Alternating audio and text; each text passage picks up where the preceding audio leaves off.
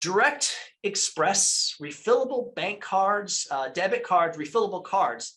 And we're talking, when I say refillable cards, these type of cards that you can get at like Walmart, or they have them at the checkout counter at Publix, at the drugstore, and in the grocery store.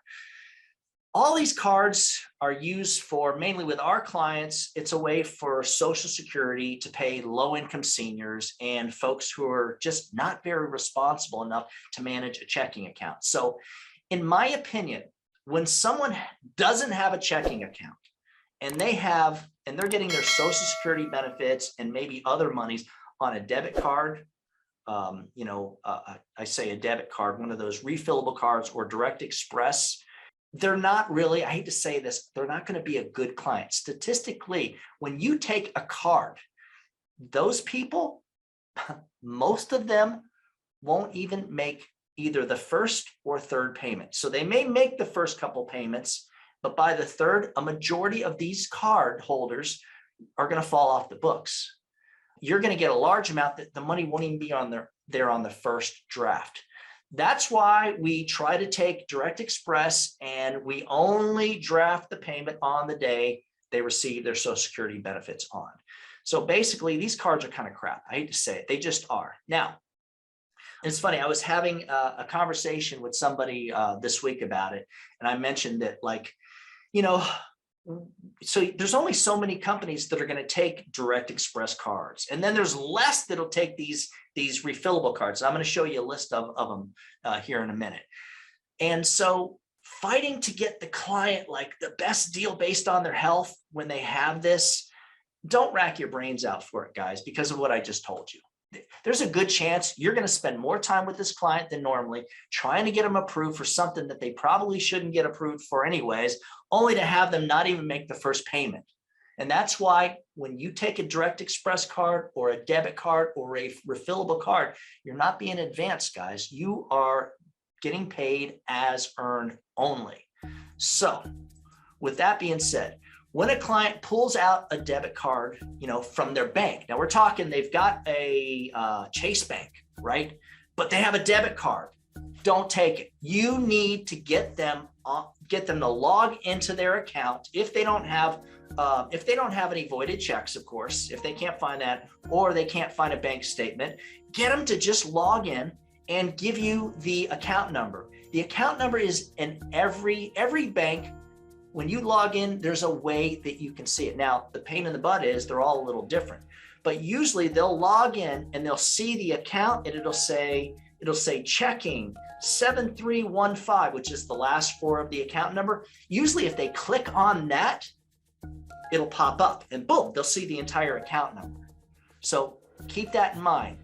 And you want to get the routing number. Guys, the routing number, this is the nice part about it, is every Chase routing number in Florida is the same, in Georgia is the same. So it's based on states. So every state has a different routing number with each bank. So if you're speaking with Mrs. Jones in Georgia, don't give her the Florida routing number. Just Google Chase Bank routing number in Georgia, and bam, it's going to come right up. So you don't have to jump through too many hoops to get that. That's the point of that.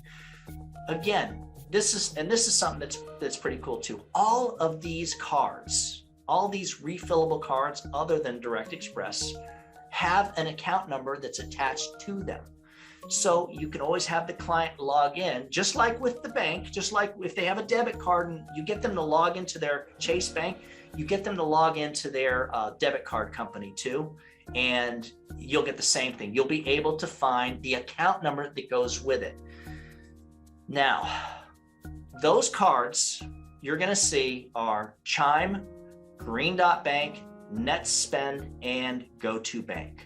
Unfortunately, when you see these are the most popular cards. There's others. When you see these cards, you probably don't really have a sale. And the reason being, and this is messed up, is because those cards actually pay the client a couple of days early. That's why these people get these cards. So Social Security, we'll give them the Direct Express card, right? But then their cousin Joe will say, oh, I use that Green Dot Bank card because I get paid 2 days early. So the next thing you know, they're on the phone with Social Security saying, hey, I don't want to use the Direct Express card. I got a Green Dot Bank card, and then they'll switch it.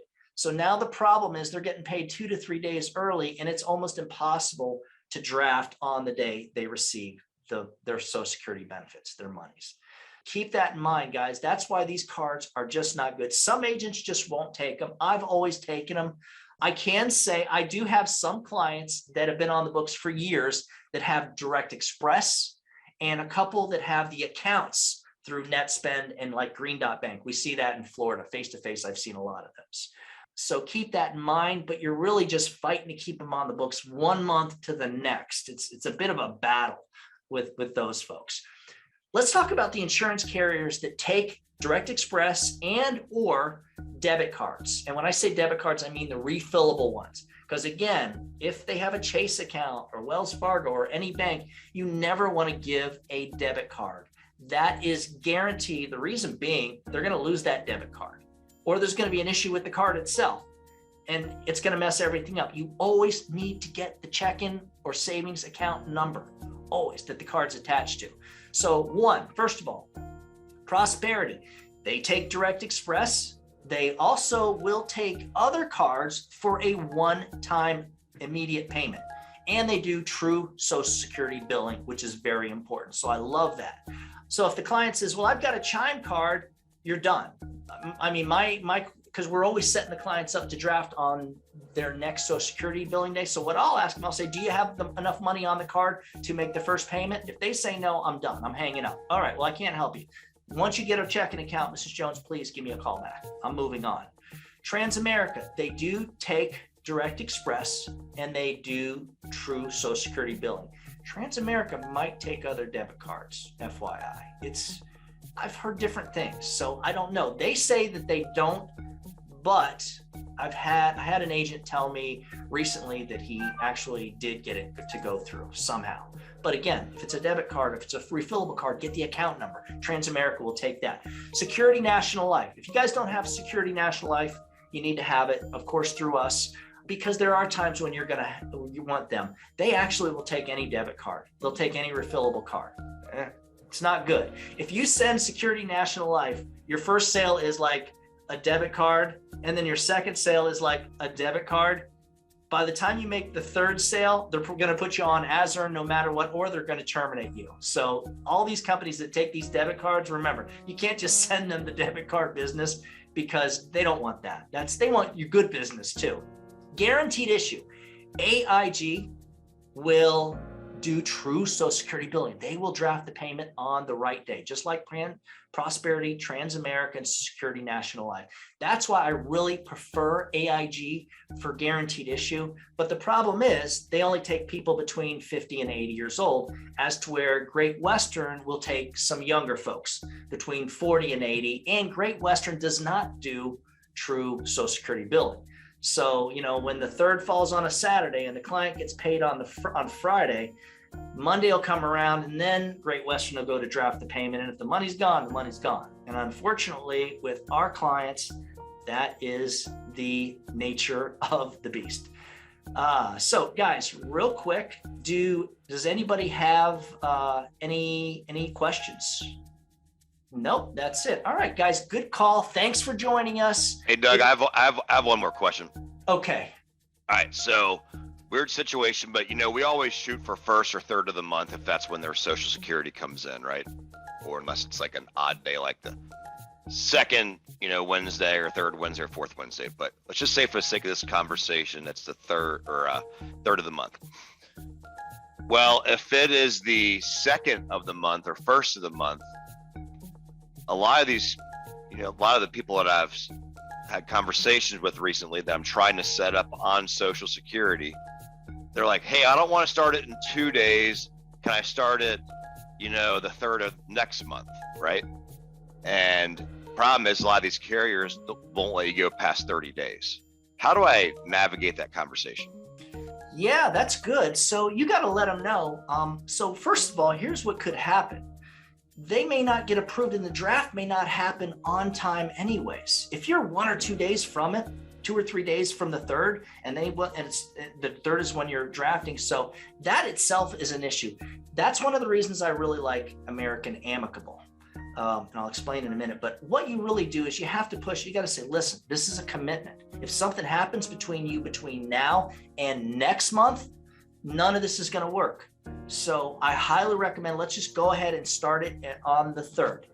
So a lot of that, it's a blow off. When they're doing that, what's going through their head is, let me see if I can figure out a way to change my mind. That's all, that's what I'm hearing.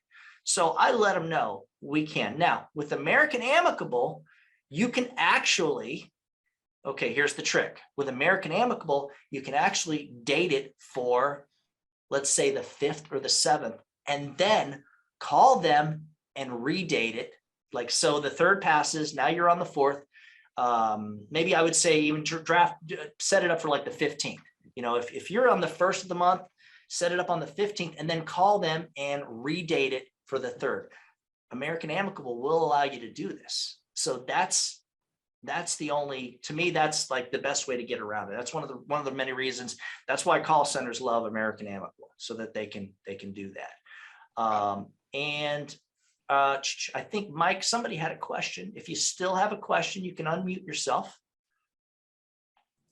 Hey, Doug, it's Mark. You mentioned that Kelly had a pretty nice little follow-up package. I think maybe in one of your next trainings, you could have Kelly do a short presentation on what she includes in her client presentation. Follow-up. Absolutely. I think she'll Awesome. do that for us. Great. Please, Kelly, will you do it for us? Yeah, she's giving us the thumbs up. All right, excellent. Peter, you got something, my friend? No, I'm good. I'm good. Good call. It's a good call today. Very good. Excellent. All right, guys. Hey, thanks for joining us. If you need anything, you know how to reach me. We're going to have another good call on Thursday. A lot of new agents are going more full-time. We've got like a few of you guys that are finally able to have a better ad spend. So I'm excited about this week. If you need anything, you guys, you know how to reach me. Have a great week, guys. See y'all. Have a good one.